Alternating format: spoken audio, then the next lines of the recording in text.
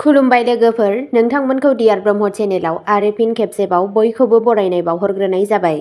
आं दिनै नोंथांमोननि सिगाङाव आरोबाव माखासे सानसेनि खौरां लानानै फैबावलायबाय। आसा खालामो नोंथांमोनहा खौरांखौ खोनासंनानै मोजां मोनगोन। गिबि खौराङावनो दङ बखाघाटआव सैमानि बेदर संनाय हमजादों, सासे हमजादों।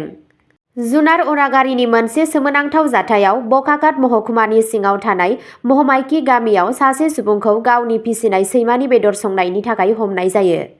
दायनिगिरि प्रशान्त राजख'वाया अजद होनाय बायदिब्ला बिथांनि मानै फिसिनाय सैमाफोरखौ बुथारदोंमोन आरो बिसोरनि आद्रा थालांनायफोरखौ गावनि न'नि साखाथियाव फबदोंमोन। बे जाथाया बेरखांदोंमोन जेब्ला जुनार मावथि मधुस्मिता गगैआ सैमानि बेदरखौ जब्द खालामो आरो बखाघाट पुलिस थानायाव मोनसे गसर थिसनो। रिपर्टफोरा सुबुरुन होयो दि राजख'वाया सिगाङाव बेबायदि मासे सैमाखौ बुथारदोंमोन। बिथांनि खामानिफोरा जुनार मोनथाय मावफारियाफोर आरो जायगानि सुबुंफोरनि गेजेराव रागा जोंखांहोदों। बेजों लोगोसे बिथांनि सायाव मोनसे देंखो खान्थिखौ खहा खालामनायनि दाय होनाय जादोंमोन। बिबानगिरिफोरा नायबिजिरगासिनो दं आरो जुनारफोरनि सायाव क्रुरता होबथानाय आयेननि सिङाव आयेनारि राहा लानायनि आसा दं। नैथि खौराङाव दङ आसाम आयेन आफादा सोरखारि नङि कचिं सेन्टारफोरखौ सामलायनो थाखाय बिल पास खालामबाय। आसाम आयेन आफादा सोरखारि नङि कचिं सेन्टारफोरखौ सामलायनो थाखाय आसाम कचिं फसंथान बिल 2025 खौ बारहोदोंमोन। बे बिलआ फालांगियारि खालामनायखौ होबथानो थाखाय रेबथुमनाय आरो बोसोन खान्थिफोरखौ गोख्रोङै फालिनो बिथोन होयो। सावरायनाय समाव सोलोंथाइ मन्थ्रि रनज पेगुनि बिबुंथिखौ हेंथा होनायनि थाखाय एमएलए रेजमान आली आहमेदखौ होखारथ'नाय जादोंमोन। पेगुआ बुंदोंमोन दि बे बिलआ फरायसाफोर आरो बिमा-बिफाफोरनि थाखाय न्यायखौ रोखा खालामो। सोलिबाय थानाय कचिं सेन्टारफोरा फोसावनायनि 30 साननि गेजेराव रेबथुमनायनि थाखाय आर'ज गाबथारनांगोन। बे बिलआ धोरोमारि सोलायनायखौबो होबथायो आरो मासुल, फरायफारि आरो बिथायारि सानज'थायाव रोखाथिखौ बिथोन होयो। रेबथुमनायनि फोरमानलाइआ 2 बोसोरनि थाखाय थागोन, गोदान खालामफिननायनि राहाफोरजों। सिफायग्राफोरा गावसोरनि रेबथुमनायखौ बन्द खालामनाय एबा दोनथ'नायनि मोगा-मोगि जानो हागौ। थामथि खौराङाव दङ बिटिआरआव सनानि लांगुर संरैखाथिनि सायाव सावरायनाय मावबादा खुंदों। बिटिआर सोरखारा wildlife trust of India (WTI) नि हेफाजाबाव गल्डेन लांगुर संरैखाथिनि सायाव मोनसे सावरायनाय मावबादा खुंदों। बे हाबाफारिनि थांखिया बे ओनसोलाव मोननो हानाय मोनसे मोननो थाङै आरो गोमालांनो हमनाय प्राइमेट हारिसा मुंदांखा गल्डेन लांगुरफोरनि रैखाथिनि नाजानायफोरखौ गोख्रों खालामनाय।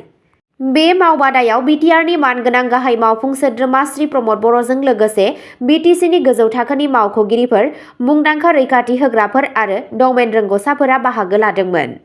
सावरायनाया अरायथा रैखाथि मावखान्थिफोर जौगाहोनाय, गल्डेन लांगुर सुबुं अनजिमानि थाखाय खैफोदफोरखौ फोजोबनाय आरो हाग्रानि जिब-जुनार रैखाथियाव सुबुं समाजनि बाहागो लानायखौ बांहोनायाव मिरु खालामदोंमोन। गुबैयै बिटिआर आरो आसामनि माखासे बाहागोफोराव मोन्नाय सनानि लांगुरफोरखौ थाग्रा खुलि गोमालांनाय आरो गुबुन आबहावायारि जेंनाफोरनि जाहोनाव गोमालांनो हमनाय महरै थाखो राननाय जादों। मावबादाया बैफोर प्राइमेटफोरखौ रैखाथि होनो थाखाय जथाय नाजानायनि गोनांथिनि सायाव गोसो होदोंमोन, जाय इयुन जोलैफोरनि थाखाय बिसोरनि थांना थानायखौ रोखा खालामदोंमोन।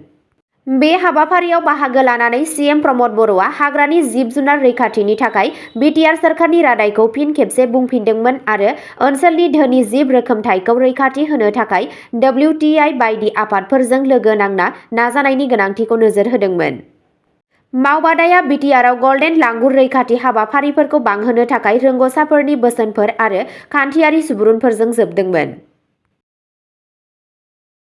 ब्रैथि खौराङाव दङ आसाम आयेन आफाद, रायजो बाजेट 2025-26 आ सदनाव पास जाबाय। आसाम आयेन आफादा हादोरसा बाजेट आरो गोबां बिलफोर पास खालामबाय।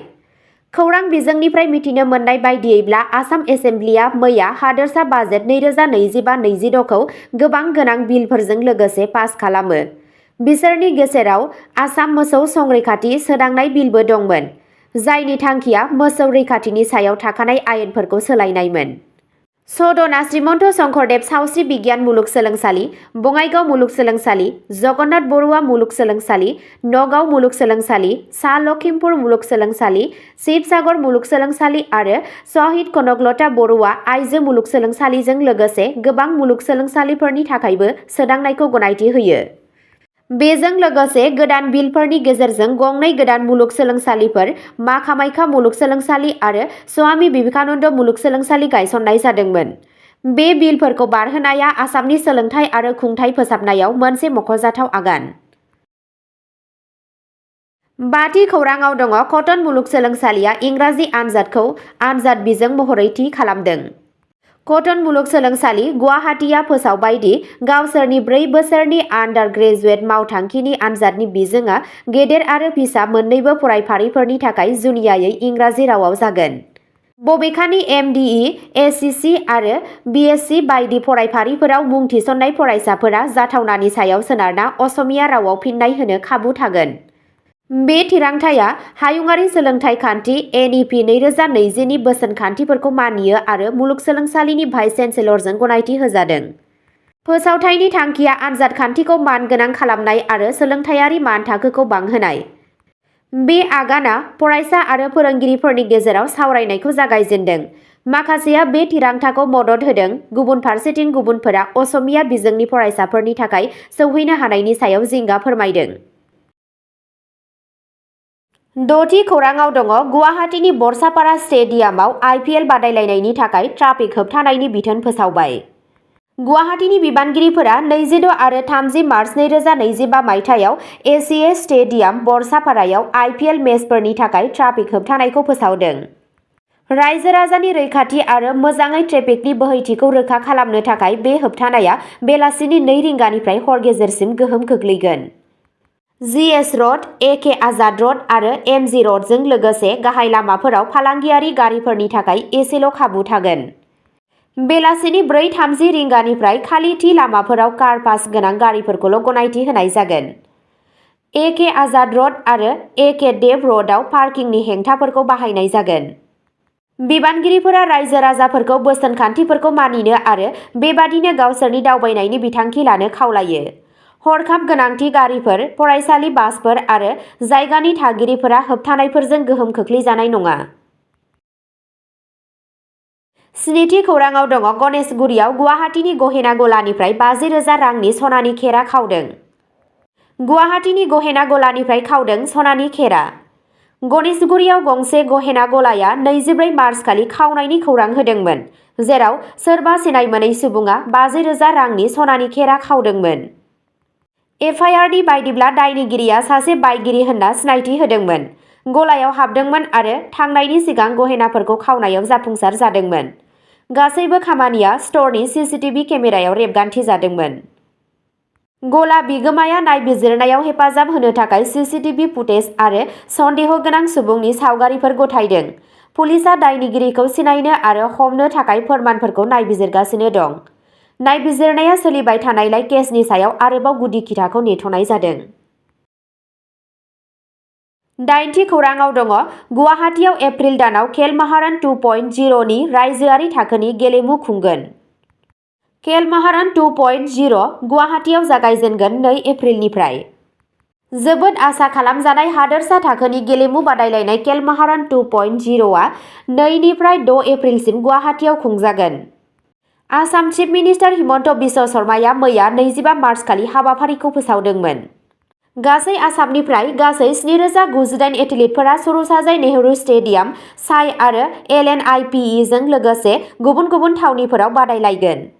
बे बादायलायनायाव एथलेटिक्स, फुटबल, भलिबल, सानस्रिनाय, काबाड्डी, साइक्लिं, दाबा आरो गुबुन आयदाफोर थागोन। खेल महारन 2.0 नि थांखिया आसामाव गेलेमुफोरखौ जौगाहोनाय आरो जाखांफुनाय रोंग'थिफोरखौ सिनायथिनाय। रायजो सोरखारा बेखौ लाइमोन एथलीटफोरनो गावसोरनि गेलेमु जिउ राहाखौ दावगाहोनो थाखाय दिन्थिफुंनाय आरो खाबु होनो थाखाय मोनसे गोनांथार प्लेटफर्म मानियो। अब्ला दिनैनि खौरांआ एसेनोसै। नोंथांमोनहा जुदि सोरबाफोर सानसेनि फानजामुथि नायनानै मोजां मोनो अब्ला स्क्रिनाव होनाय चेनेल बड' इनफ' पइन्टआव थांनानै नायहैनो हागोन। चेनेलनि लिंकखौ डिस्क्रिप्शनावनो होनाय जादों। गोजोन्थों।